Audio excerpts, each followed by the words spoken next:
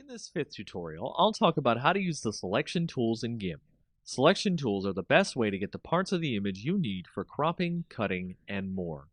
Once again, we have our image ready in GIMP, so we can use a myriad of selection tools on it. There are at least 7 selection tools in GIMP. We'll go over each one in basic detail. Each one has tool options, the panel below the tool on the left that you can tweak the settings for. First is your usual rectangular selection. Just like our Photoshop tutorial, just click and drag what you want to select here. Similarly, the oval selection tool next to it can be used to select things in a circular or oval pattern. Next, we have the free select or lasso tool, where you can draw your own selection around an object so you can freehand trace a selection you need to.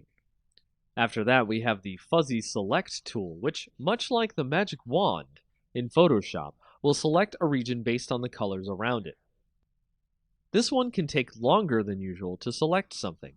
You can tweak the settings in the Tool Options box to change the threshold that the wand will select what you want from the image. Threshold means it will select more or less things based on the higher or lower the threshold. Then we have the Select by Color tool, which will select things on the image based on the color you have in the foreground color box, which is seen below the tool window. Then you have the Scissors Select tool, which will attempt to select things based on detecting edges on the image. As you start clicking around the edge of the thing that you want to select, it will guess where it thinks the edges of the image are. And you can guide the points of the selection so that the program can figure out where the edges of the thing you're selecting is. This is by far one of the most intelligent tools you can use in GIMP.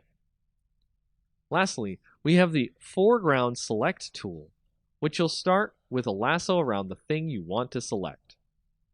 Once you've selected part of the image, it will create a blue mask over the image. Then you'll be able to mark what you want the selection to pick up out of the image. It'll be the best tool to select things that are in the foreground as opposed to the background. It's really great for photos.